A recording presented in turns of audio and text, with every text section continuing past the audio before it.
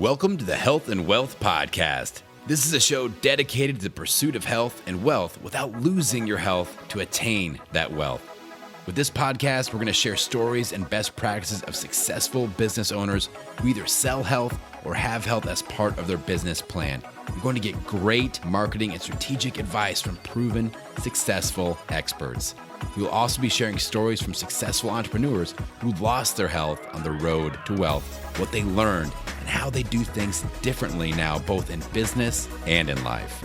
Let's welcome your host, businesswoman, personal trainer, and podcast queen, JJ Flazanes. Welcome, everyone, to today's show. I'm JJ Flazanes, your host and producer. Thank you for downloading today's episode.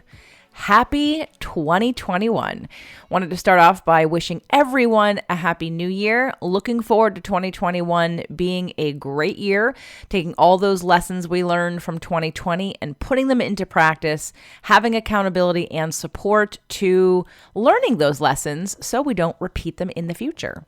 Today's show is about surviving pancreatic cancer, and I've got Chris Joseph as my guest. He wrote a book called Life is a Ride, and you can find out more about it at lifeisarideBook.com. But before we get into today's show, just a few simple housekeeping announcements. We are in a manifestation challenge in the Inner Circle membership. For those of you that are new, I have two inner circles. One is a membership, which is open to anyone at any time. I will tell you the price will go up on March 1st. It's $9.99 a month. In that Inner Circle membership, we do all kinds of support and accountability, a group coaching call once a month, and it has its own separate podcast. So we are doing a manifestation challenge right now in the Inner Circle membership. If you'd like to join and get involved, you can go to jjflazanes.com/inner circle. Also, in the last two episodes of 2020, I mentioned a document that I use for our New Year's Eve practice, and it was called Reflections. And I just wanted to impart on you that in case you didn't download it and do it, there's still time. You could still do it now, even though it's after the first of the year. One of the traditions that I've done in both my church, kind of like in the church I grew up in, we would do house blessings. And in feng shui, you do house clearing, you do space clearing. And so you could still do somewhat like an energetic clearing, if you will, if you wanted to, with those documents. And those free documents are at jjflazanes.com/NYE for New Year's Eve. So if you're feeling a little like you've just blended 2020 into 2021 and you didn't make it new or different, try a space clearing, do the practice, do some kind of writing and burning, move something around, clean a room, do something that creates a new energy for you, because it's important that we change our environment and we change our inner workings so that we can actually manifest and move forward in a new and different way. So today's show is about surviving pancreatic cancer. In the last 33 years, Chris Joseph has started and managed 3 environmental consulting businesses, launched 2 fan-funded music record companies, and founded a nonprofit charitable foundation. He has also dabbled in philanthropy, songwriting, and magazine writing, and is currently studying for his real estate license. Chris is an LA native who lives in Santa Monica with his 2 teenage sons and loves to spend time with his longtime girlfriend, Susie. Chris is a 4-year, odds-defying stage 3 pancreatic cancer survivor. That diagnosis introduced him to the dreadful pity look from others that caused deep shame, isolation, and fear. Anyone who experiences a crisis or tragedy understands the look and questions if life will ever return back to normal. Not knowing if he had time to wait, he took charge and created a new normal, adopting practices that coupled his actions with a belief system that supported his survival. His new book, Life is a Ride, shares how to make the new normal a destination to thrive. Welcome to the show, Chris. Thanks so much for having me. Really appreciate it. So your book, Life is a Ride, was a very uplifting book for me to read because you are not in the health space. And I love that your journey really it inspired you so much. It motivated you so much. It gave you a new mission, so to speak, that you wanted to make sure that people out there understood and knew what your journey was so you could help other people and hopefully help them not make some of the same mistakes you did. Yes? Absolutely true. Yes. I made a lot of mistakes. I never speak from a soapbox. I always admit my mistakes and hope as you say, that people can learn from them. So let's talk about your diagnosis. Let's take us back to, what you had, even though I did kind of say it in the bio, so people do know, but I just want to start at the beginning. Like, what was life like pre-diagnosis? Pre-diagnosis, my life was going pretty well. I have two boys. They're still teenagers. I parent them half time, so I was doing that. I was working full time at my company, being hopefully a good boyfriend to my girlfriend. Life was normal. Um, I started getting some minor stomach discomfort in October of 2016, or actually September of 2016. I also had some depression, which I didn't link to anything. I just thought I was curious about it because my life was going really well, but I couldn't place the source of it. But I went to see my regular doctor late October 2016 about the stomach issues I was having, and one thing led to another. Went to get some scans on October 31st, 2016, and that led to the shocking diagnosis of third stage pancreatic cancer. Okay, you get the diagnosis and then explain what changes, what happens in that instant. Well, I would imagine it's probably similar for most people, at least I'm guessing, that there's life before a cancer diagnosis and life after a cancer diagnosis. I mean, for me, that day was the worst. It was frightening. I was panicking, like I had never panicked before. I thought I was going to be dead within a few months, although no one had told me that. When I heard pancreatic cancer, I just thought, well, I gotta get my affairs in order. So yeah, I mean, it's in a split second, my life changed. And, we talked about at the beginning here sort of some of the mistakes that you made. And I know that your first diagnosis or treatment recommendation and doctor was one of those, right? Yeah, the first few months were really, really difficult. I didn't do any research in doctors. I had a referral to an oncologist, and I didn't do any checking of his credentials or what kind of person he was. So that was a mistake. Seeing this oncologist, he misdiagnosed me, which I didn't learn about until a few months later. I mean, he didn't misdiagnose me in terms of having pancreatic cancer. I did have that, but he claimed I had a very garden variety type, which is a weird term to use with any cancer patient. But it was actually what it turned out to be was a very rare form of pancreatic cancer. Because I had been misdiagnosed, he applied the wrong type of treatment. He put me on chemotherapy, which was, I learned later, was not going to work for my type of cancer. And sure enough, it wasn't working. And also the chemotherapy I was convinced, was killing me. Killing you because you didn't see any change or because you had physical symptoms from it? Both. That's a great question. Both. My cancer was getting worse after a few months of doing the chemotherapy, but also doing the chemo, as I'm sure you know and your listeners know, it's really, really difficult. It was getting me depressed. I was sleeping all the time. It was devastating my stomach. I mean, as a different person in the medical field told me, chemo is not a smart bomb. It can, not always, but it can kill cancer cells. But unfortunately, it also kills healthy cells. And if you're with a doctor who's not talking to you about nutrition or exercise or anything else to help your system while you're doing chemo, that's not a good choice. So I was making some really bad choices at first.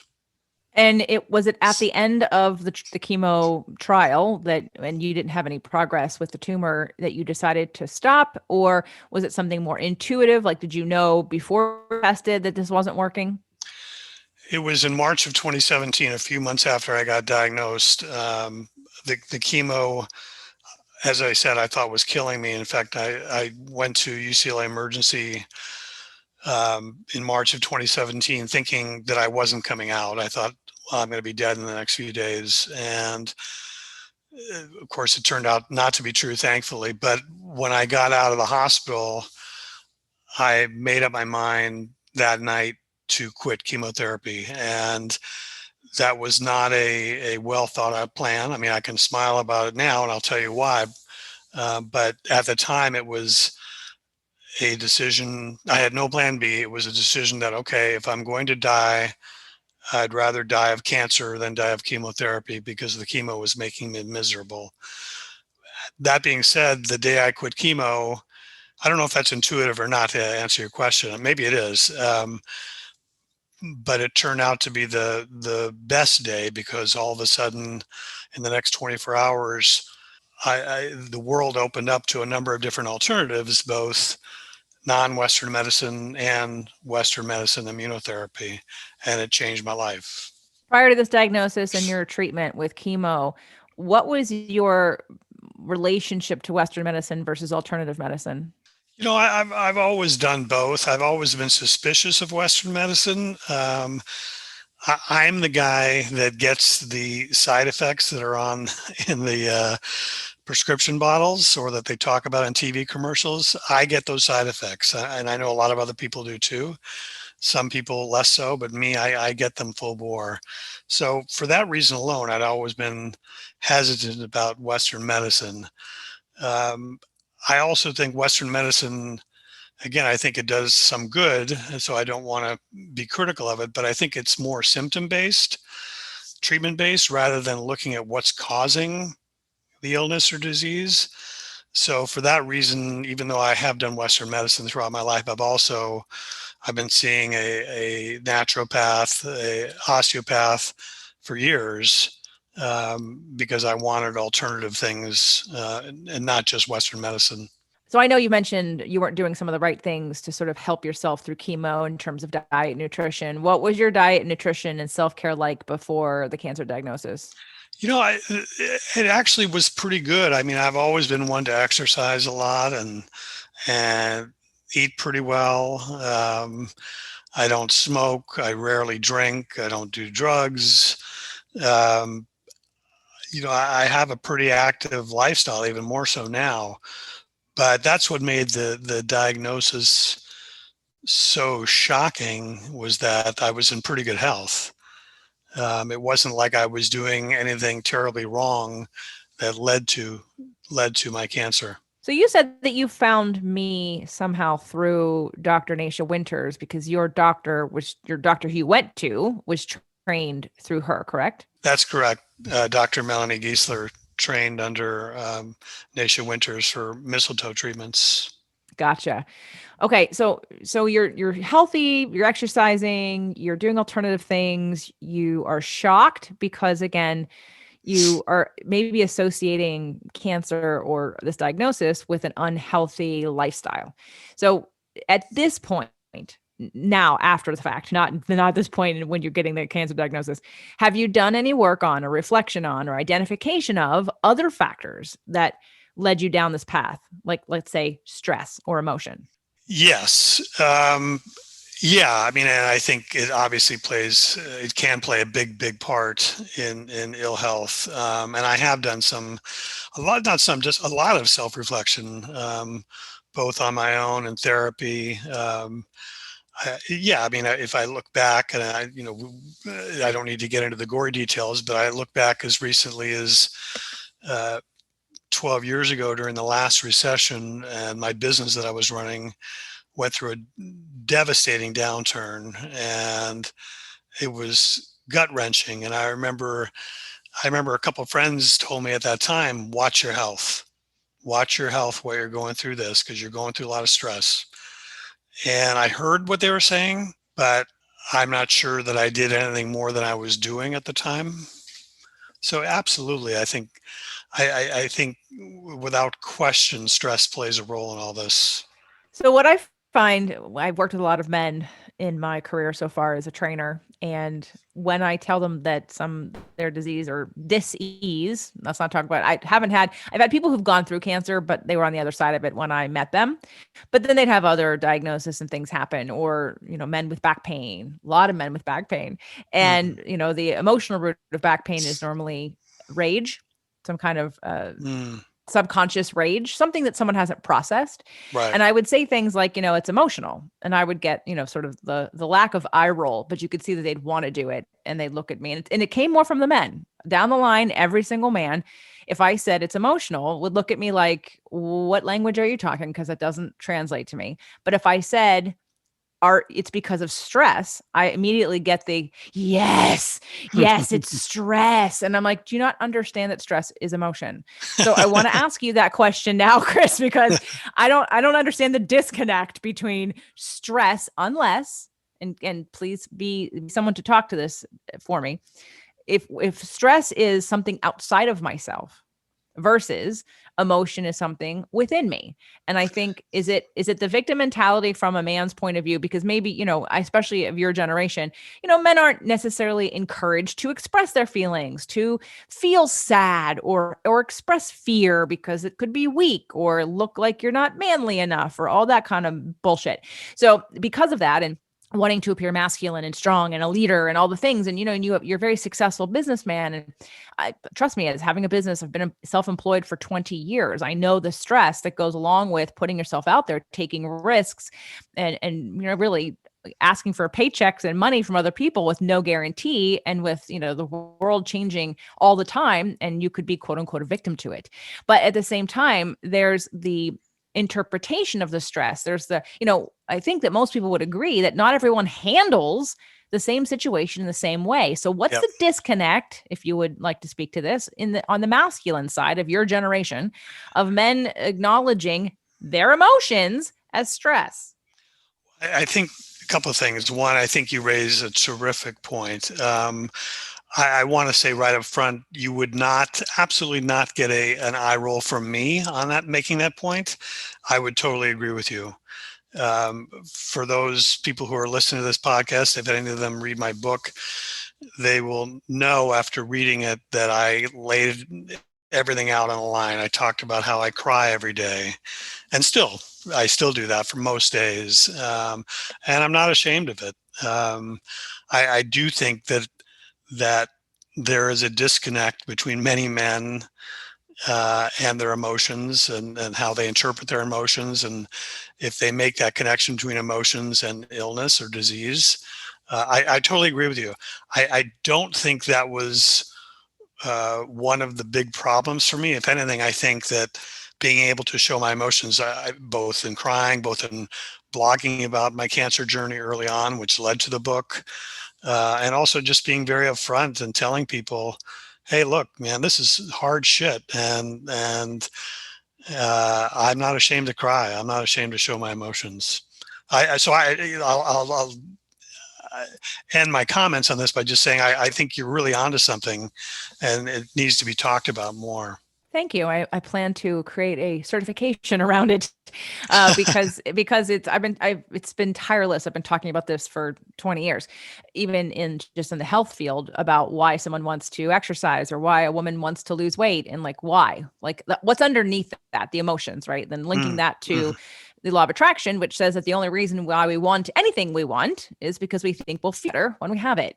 But we all have the power to feel better now, all the time. Now, there are deeper reasons, Right. and subconscious and traumas and belief systems and limiting beliefs. There's a lot of weaving of childhood wounds and core wounds and misinterpretations of people's behaviors and habits and patterns, and the way there's all of that. So I'm not trying to oversimplify it. Where it becomes oversimplified, or where it becomes, I think, undersimplified, if you will, is that it is energetic. And that if I was to look at life and say, why are we here? Besides expanding and learning and growing, we're kind of here to have a good time. What? I don't understand. What does it have to be a struggle? I'm not saying that we're not going to get contrast. You had a contrast. So in the contrast of cancer, what did cancer teach you? Wow, what a terrific question. What did cancer teach me? It helped teach me gratitude. It taught me to take charge of my health journey, as opposed to being a passive observer. And that made a huge difference once I made that choice to take charge. It taught me more about human connection and how important that is in recovering from illness.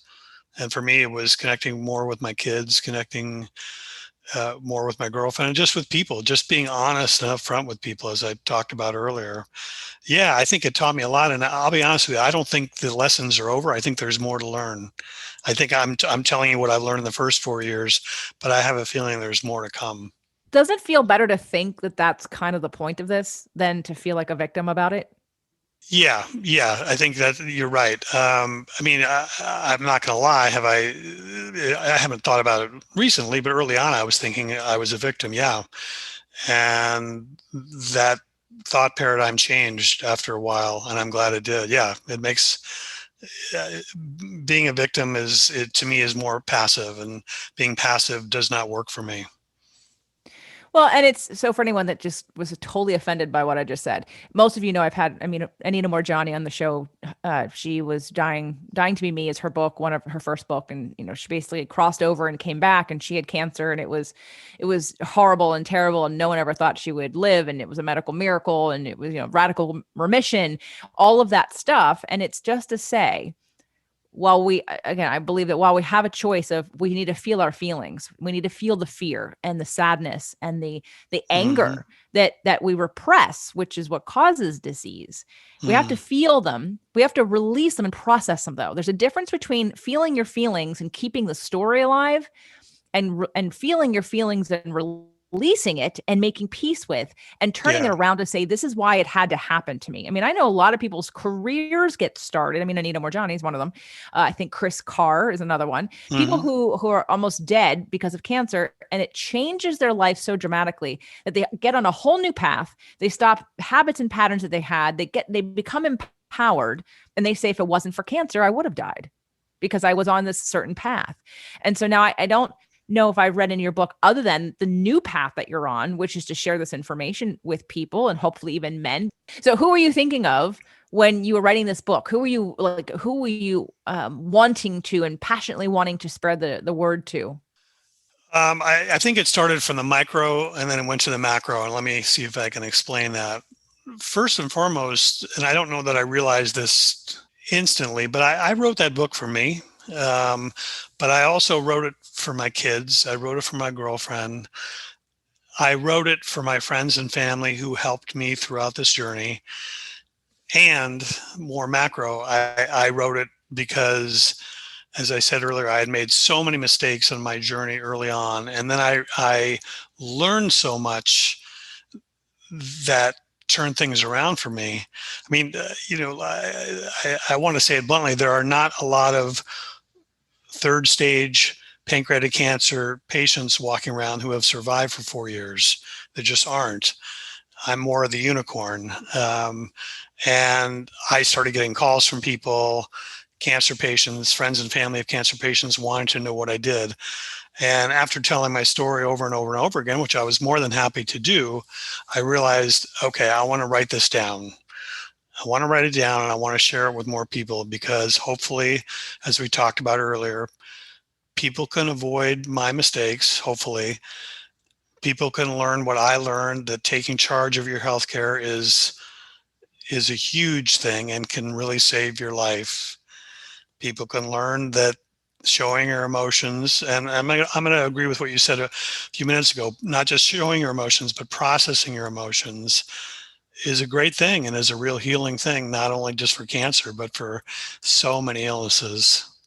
One of the things Dr. Nation I talked about in our last episode was, and in the first episode too, that cancer isn't something that happens overnight. It's not an event, right? There's the terrain that she speaks about. There's the conditions, right? And so for you, it sounded like the conditions were really stress and emotion. They weren't poor diet. They weren't lack of exercise or attention. It was really probably a combination of either past wounds and stuff that maybe you've been carrying, as well as the stress of your business. Would that be accurate? I think that was a big part of it. Knowing my genetic makeup now, and I didn't know this early on, um, my body has a rougher time than many others in terms of just flushing out toxins. And so there could be 100 reasons why I got cancer, ranging from environmental to what I was putting in my body to genetic. But whatever, to the extent that I was exposed to toxins and poisons, I was having trouble processing those. And so that could have led to the cancer too. Oh, absolutely. Yeah, we talked about environmental being one of them. I don't know if you've heard of Biology of Belief by Dr. Bruce Lipton. Dr. Nasha refers to it in her book. He basically let us know about epigenetics years and years and years ago. And she talks a lot about epigenetics in her book. And that, again, part of that terrain of whether we have a gene or not, whether it gets expressed, also has to do with the environment that it's in. So talking about toxins and you not being able to process them, were you ever detoxing on a regular basis, just as a health habit to every 4 to 6 months, do some kind of detox because of environmental things? Rarely, to be honest. Once in a while, I would try fasting, whether it be a juice fast. I probably tried half a dozen of those over a period of a few years. So I would say not seriously. I sort of dabbled in that. I had heard about detoxing, but I never took it seriously enough for me. What about now? I would say it's not that I'm not taking it seriously now, but I'm just more conscious, much more conscious now of what I'm putting in my body. I definitely did detoxing in terms of last year, getting rid of all the mercury fillings I had in my teeth, because science has shown that those can leach, and that certainly can be a horrible thing for your body. So yeah, I guess you would call that detoxing. Oh, absolutely. Did you do any chelation therapy? Did you have any mercury tests done to see if you had high levels of mercury? Um, I did, and this is a couple of years ago. The levels weren't off the charts or anything like that, but I still felt, even if I wasn't testing off the charts, it was still a good thing to do, and I'm very happy I did it. Yeah, it's a great preventative measure. It's been Hmm. it's mercury poisoning, which can seep into your tissues, can lead to Alzheimer's and dementia, as well Hmm. as cancer. It's extremely toxic, but most people, especially again of your generation, have mercury fillings. I had mercury fillings. I had them out in 2008, and I put porcelain in instead. So for those, we did a show called Biological Dentistry and Oral Health with Dr. Sonda, and we talked a lot about that as well in terms of people getting those out. I think we talked about that, but it's one of the many things in the dentistry profession that is underplayed, I think, Hmm. in terms of great prevention for people to, get those out of your mouth, because they Right. don't help. They don't help. So in terms of now we've gone through this misdiagnosis, or if you will, your garden variety doctor and chemo that wasn't working, and then I know you had some genetic tests, and then you moved to, what were the next treatments and actions that you took that led to now a path of healing? It was three things. The first was starting to do some alternative immunotherapy treatments here in Los Angeles through Dr. Melanie Giesler. And I was doing with her mistletoe, vitamin C infusions, glutathione, ozone therapy. Boy, I'm forgetting. There's a couple more that I'm just forgetting. That started in April of 2017. I also went to Germany for 3 weeks, um, for some alternative treatment there. Some of the same things I was doing in Los Angeles, but uh, also the big thing that they did there that they don't, well, two things that they don't do here. One is dendritic stem cell therapy for my cancer, and also hyperthermia heat therapy, which you can do here in the United States, but only in conjunction with chemotherapy. And I wasn't about to go back and do chemotherapy because of the reasons I previously mentioned. So the first was Dr. Giesler here. The second was doing treatment in Germany. And then the third thing was finding some Western medicine immunotherapy in June of 2017 that had just been approved by the FDA. And I think the combination of those three things, both natural and Western medicine immunotherapy, really, really turned things around for me. Not just in terms of my cancer. My cancer was reduced by about a third, which is remarkable for pancreatic cancer. Nothing was growing, nothing was spreading, but also I was just feeling better.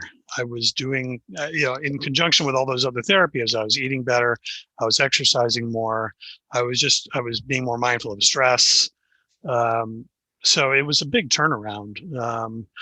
I haven't done any kind of therapy. I take supplements and still exercise and watch what I eat, but I haven't done any sort of cancer treatment now for almost a year and a half. So nothing preventative like acupuncture or ozone therapy, just because, or vitamin C injections. I will still I inject myself with mistletoe, and I do that periodically. I'll do it for about 2 months straight and then take a month off. So yeah, I still do that, but that's just here in my house. I do it. I don't see a doctor for that. Supplements, yes, I'm not doing any more infusions, and I might do them again, but I'm just not doing them right now.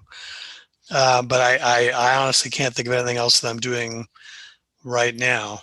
How do you test, or how do you monitor, or how do you check in with, your progress? So I still see my oncologist twice a year, um, and they do scans. The scans show that everything is stable. It's still 1/3 smaller than when I was originally diagnosed back in 2016.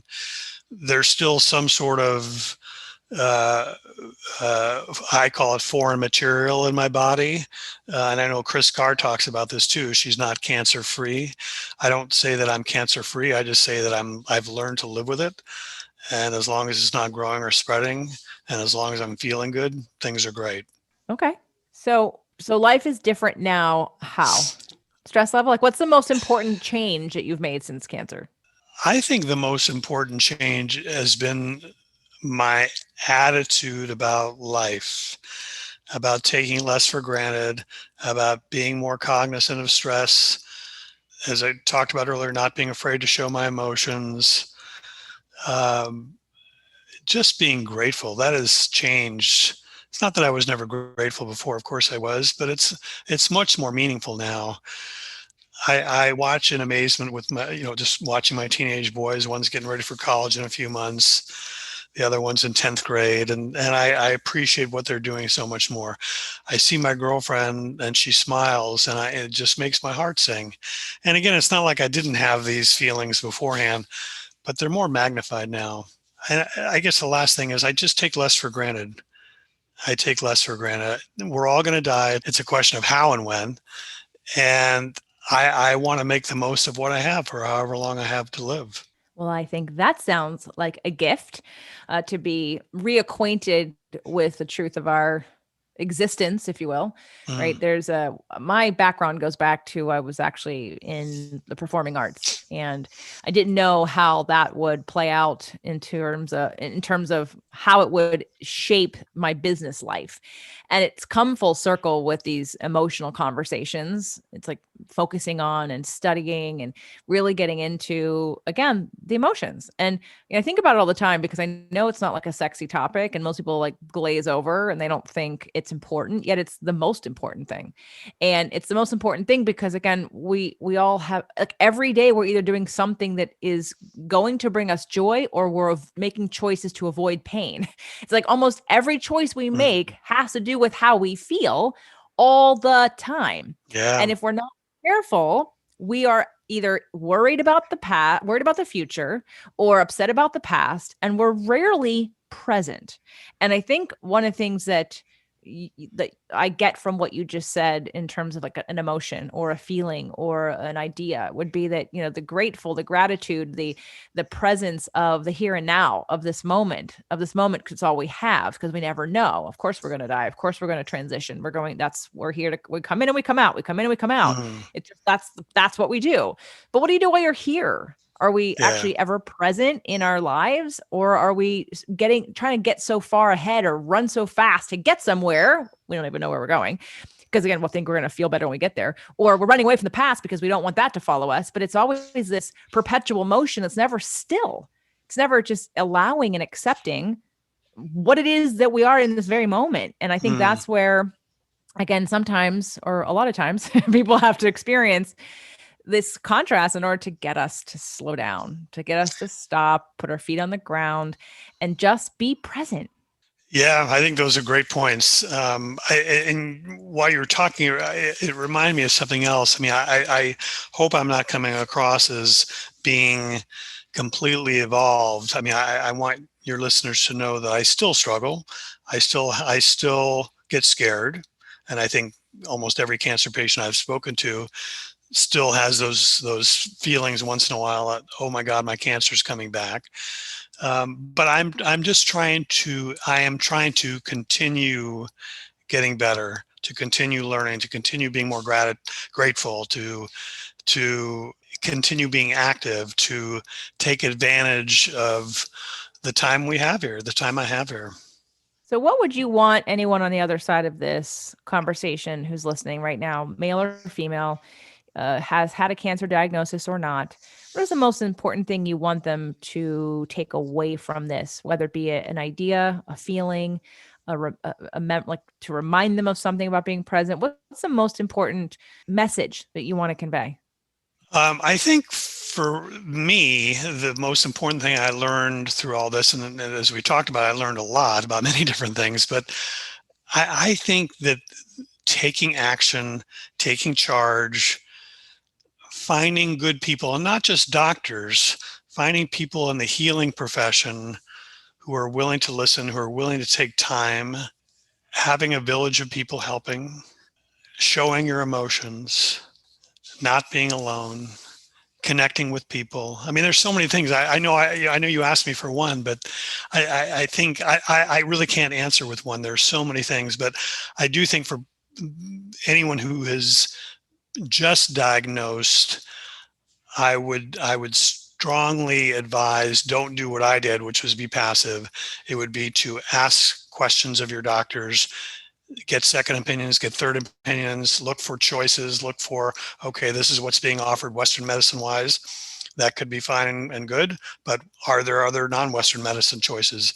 Most of the time there are different choices, and I know those choices help me tremendously.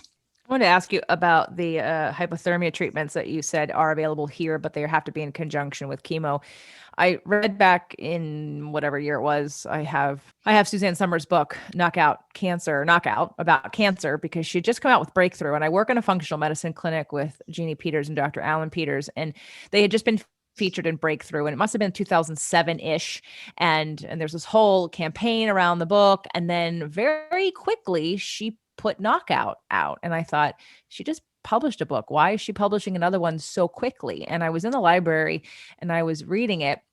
Like I was reading of course I bought it too, but I was reading the story about how we got here, which was that she was misdiagnosed, and she was, even like multiple doctors had given her the misdiagnosis, and they were giving her treatment options that would have been fatal for her, and or at least have extreme side effects. And the doctors that she had just interviewed in Breakthrough were telling her not to take the drugs, not to do this, not to do that. And so it got to the point where she actually started to believe that she had cancer. And her stepdaughter brought the spores. She lives in Palm Springs, and she was gardening, and she was inhaling these spores. And when you looked at it on a scan, it looked like cancer had metastasized in her lungs. And because they didn't know any different to ask her or to dig a little deeper to see what she had been doing in the environment prior to that, her daughter or stepdaughter, or yes, I don't know what the relation. I know it's her daughter, but I don't know if it's her biological daughter. But she basically said, no, no, no, no, no. No one is more proactive than her. And here's the evidence. And again, 3 different doctors had confirmed that she had like stage 3 or 4, like a lung cancer, and it wasn't true. And so, of course, that lit the fire under her to write Knockout, which was to say, here are doctors healing cancer not through Western ways that have less side effects. And one of those things with hypothermia. But I know that a friend had taken her mother to Mexico to get this done. Did you research? I mean, you went to Germany, but right. But where else? Are there places in Mexico or closer? I believe there are. I believe that so many of the things that we in the United States call alternative are only alternative here in the United States, because the medical profession, the insurance companies, the drug companies have such power on how we're treated here. But they're not necessarily quote unquote alternative in other countries, including Germany and Mexico, other parts of Europe. The reason I went to Germany is because I had a friend who went to this clinic in Frankfurt, and he had bladder cancer. The doctors here in the U.S. wanted to take out his bladder, and he'd be on a bag for the rest of his life. And he just said, no, I'm not going to do that. That was about 5 years ago for him. He went to Germany, got treated, and he's cancer free. And when I learned about his journey, I thought, well, clearly there are options here. There are no guarantees necessarily, but I realized, okay, I don't want to do this Western medicine chemotherapy archaic thing anymore. I'm going to try and see if there are alternatives. And sure enough, there were and there are. So Germany was because of the referral, not because there wasn't anything in Mexico. Just putting it out there for anyone Correct. who's listening in Yeah. terms of there might be places closer Yeah. that might not be in this country. But again, I would recommend that book as well as looking at other resources that are already out there. So let's talk about your book. And, again, I because I rarely have a lot of men who can speak to, again, the emotional point of this. And I know that I read in the book that you were in therapy. And did you feel like the therapy helped you to not only express, because I know that you're in touch with your emotions and you talked about crying a lot in the book, and that's good, you were getting it out. Did you find that the therapy was helping you get past it in a new way so that you could sort of leave those ideas and feel lighter, feel like there was a purpose for it, or a different way of viewing it that would feel better? If you're asking me, did therapy help? It absolutely helped. I mean, early on when I wasn't doing well, I was thinking about suicide a lot.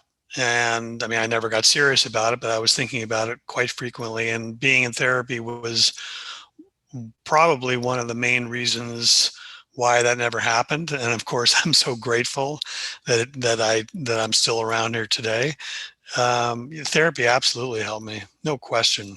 Great. Well, I'm so glad to hear that. And I'm glad that you are sharing that, because I just want to make sure the men that are listening who might think this is all woo woo fluffy stuff, I'm just trying to connect it with, real life events here, guys, I and will. I will. girls. I will tell you a quick story. So I was interviewed a couple of weeks ago by two cancer patients who have a podcast. They review cancer recovery books like mine, and so they heard about my book. They had me on, and they were so struck. I think this is what you might be getting at. They were so struck. They said they read many books by both men and women, but the books by the men are almost always, I got diagnosed with cancer. It was really hard, and I found a way to power my way through it. And clearly, that's not what I wrote. That was not my journey. It's not what I wrote about. Um, Powering my way through it would have killed me. It would have killed me if I tried that. It would not have worked. Because, I think it's connected to what you and I are talking about, that if I didn't show my emotions, if I didn't express my emotions and get in touch with them and go deep into them, I think my stress levels would have increased even that much more, which would have been extremely counterproductive to trying to get healthy. yeah. Well, I appreciate that you've written this book and that it's available for people to buy. LifeisarideBook.com. You can also get it on Amazon, I'm Yep. guessing. Yep. Okay. But lifeisarideBook.com is Chris's website. And other than the book, are there any other things you'd like people to do, to either reach out to you, obviously to get the book, to take action on something?